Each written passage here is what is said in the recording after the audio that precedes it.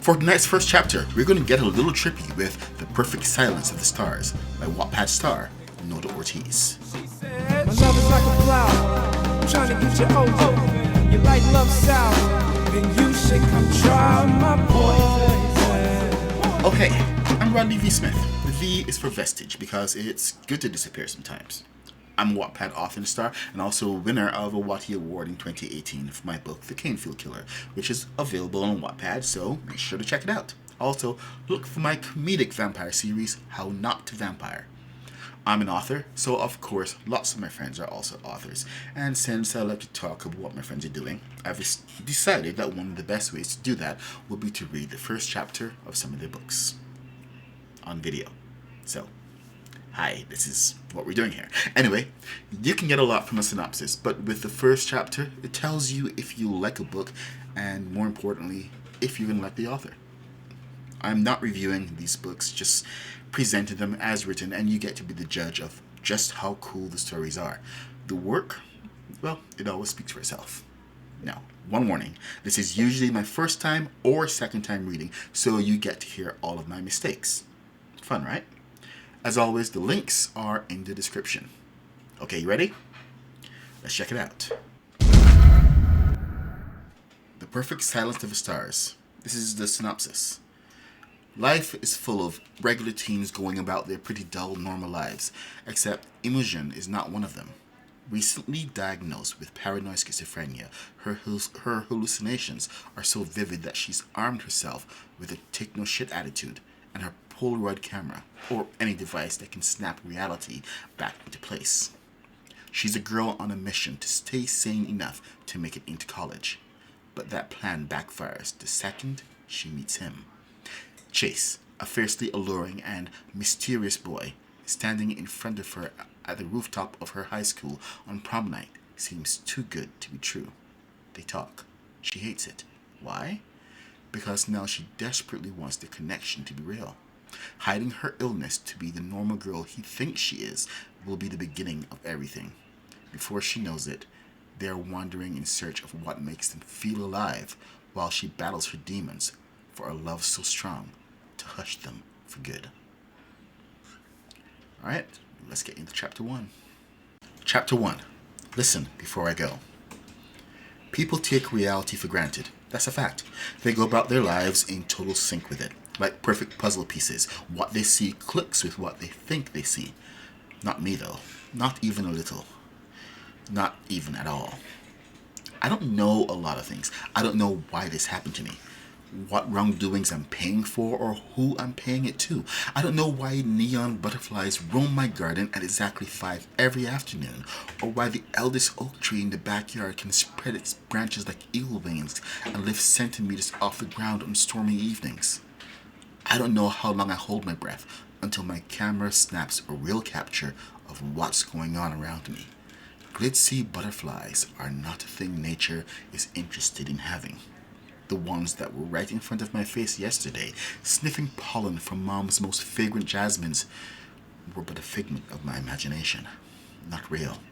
Not real. Not real. Should I cry? Don't be stupid, Imogen. There's nothing to cry about. There are plenty of other reasons for you to smile. If you're having trouble finding such reasons, that's entirely on you. That'd be Anathema, the emo voice in my head. Her name is a reference to the word anathema, aka something or someone that one vehemently dislikes. She's a little pretentious. The more consonants, the better. She has a blast trying to bring me down and cheer me up at the same time.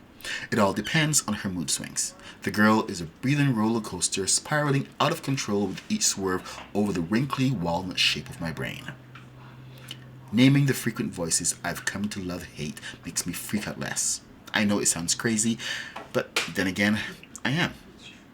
Music from the great hall beneath reverberates around me, making the clouds bounce in unison. Frowning in distrust, I take my camera and snap a picture of the night sky. Cloudless, of course. Stars, the only witness to my dangling legs on this rooftop. I'm so far up, the mesh from the hem of my black dress flutters as if it were a part of the sky. I focus on the movement from my black combat boots, and the world tilts. The idea of attending prom being a junior was one of the stupidest thoughts I've had in a long time. Even more than when I was convinced a goblin ran the school library, messing up all the pages from the most boring textbooks, making it even harder to focus on the learning of whatever crap was in there. It took me a while and skill to get him on camera. Mr. Fitzgerald popped into my screen. And he was no magical creature, but a very earthly one, into French fries and chocolate milkshakes, so his short, stubby fingers would grease up chapter after chapter, leaving fat stains left and right. His nasal voice droned on and on about students being the careless ones whenever someone complained. I should get him fired, but then again, who am I to judge his work ethics? What am I doing up here tonight? I have a reputation to uphold. Average high school junior, head of the school newspaper. See what I did there? I got myself a free card for photographing pretty much anything I want, and no need to explain why. I should hit the dance floor, my head bobbing to a cool tune, dancing the night away. For what it is worth, I tried it, which lasted about 5 minutes before reality came crashing down like a train wreck without the need of the flash from my cell phone. Sometimes I fight this recent version of myself and struggle to get back underneath the skin I inhabited for 15 years, oblivious of terms like mental illness or worse, insane. Can't pour through those. Whatever, sobby girl. It wasn't your scene at all. You didn't belong. Not like before, at least. Fuck the world and fuck prom night. Anathea is spot on. The girl I used to be before my diagnosis would be downstairs, swaying her hips and taking phone numbers home. She'd wake up to many texts from boys and invitations to hangouts and pool parties. I'm not her. This girl I've become can't tell the difference between reality and illusion. She can't decode this world any longer. For years, I thought literally lilies existed and Mom was some kind of gardener extraordinaire since only she could grow them. The wind picks up. Millions of dust bunnies playing around me. The tiniest one hops over to the ledge I'm sitting on and wriggles its nose in curiosity. It's amazing the details my mind concocts. Iridescent, amused eyes locked in mine, subtle movements of its long whiskers. So delicate, so precious, so messed up. I stand up to get rid of the cramps in my legs and the sudden movement startles it. I close my eyes, tired of my bullshit. Ready, letting out a long sigh. My arms are outstretched as if I were about to introduce the crowd milling the school premises 39 feet below me to my late night show. Young ladies and lads, welcome to Imogen's shit show. Please, ignore the straps around my torso and make yourselves comfortable. I won't bite, at least not during the first act. A sickening laughing fit shakes through me. Watch it, freak. You almost lost your balance there. Quite the observation. Thanks for nothing, Anathea. Hey, you okay? What are you doing? A deep, raspy male voice invades my head, taking no prisoners. I'm frozen in place. Listen, it's pretty high up here. I don't think you were... Enough! Screaming at the voices usually does the trick. Not this time, though. Look, I didn't mean to upset you. I know I should say something less corny, but it's not worth it. Don't do it. The strain in his words is almost palpable, much against my will. I turn my head, and to my surprise, a boy is on the roof with his stormy gaze locked on my teetering frame. Whoa, easy now. What did I just say? He thrusts out both hands, his palms glowing under the moonlight, elegant fingers stretched in caution. What are you doing here? I croak. I asked you the question first, lady. Now here comes another. Are you the haunted type of girl who thinks the universe is out to get her and life as she knows it is meaningless? What the hell are you talking about? He's so infuriating and blunt. I loathe him instantly with his stonewashed t-shirt and ripped black jeans. He looks like a character taken from a cheesy young adult series. Let me rephrase. I'll be less poetic. Are you suicidal? His head tilts, making his tousled toffee blonde hair slide to the left of his temple, cascading over his high cheekbone. What kind of a question is that? How is it your business if I were? This can't be real. I nod my head in disgust.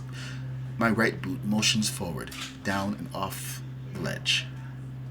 As that happens, my other one steps onto the loose tip of its shoelace, making me trip.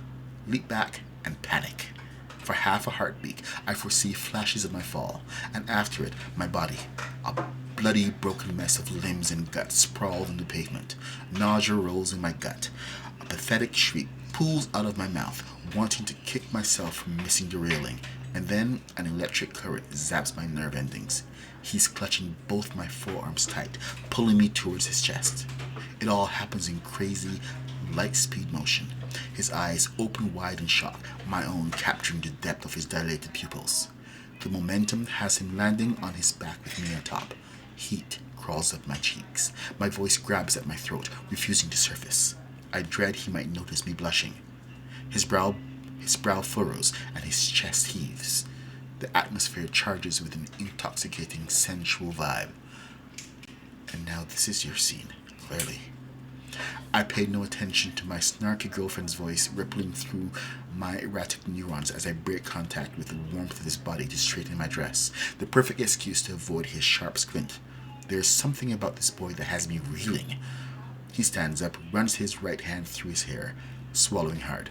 Well, that was straight up taken from a Netflix original series. Watch the next episode in 10, 9, 8. You! What on earth were you thinking? I snarl, ignoring the shaking of my limbs and the clattering of my teeth. I don't know. Saving your life, maybe? He shrugs, flashing me a lopsided grin. Hilarious. I can't even begin to. Let me ask you something. Have you no manners at all? Can't you see I was talking here? I throw my hands in the air, exasperation building its way out. Sorry. Please let me finish Sorry.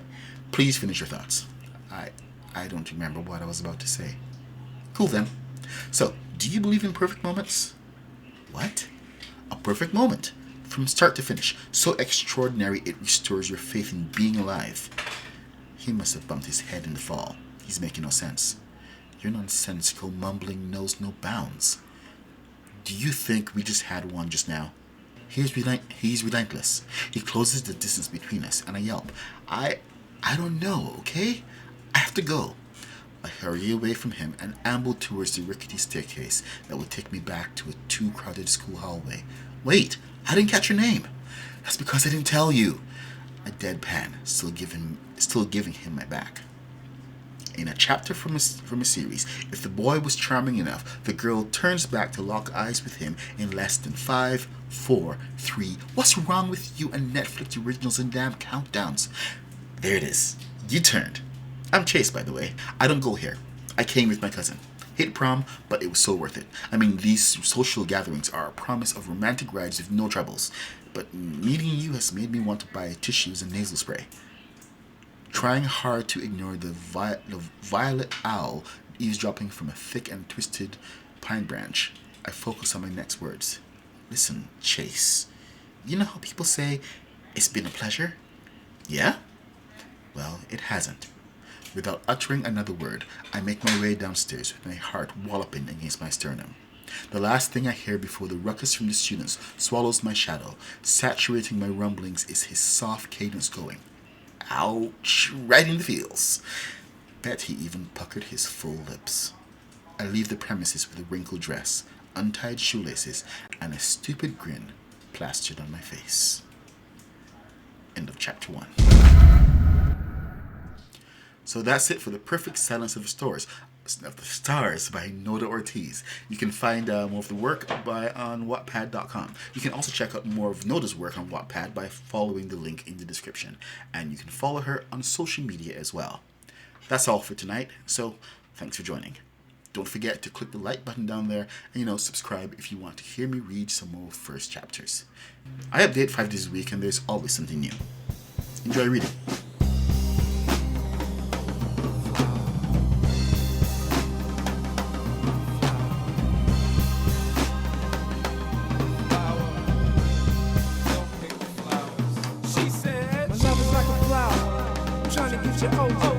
You like love sour, then you should come try my boy.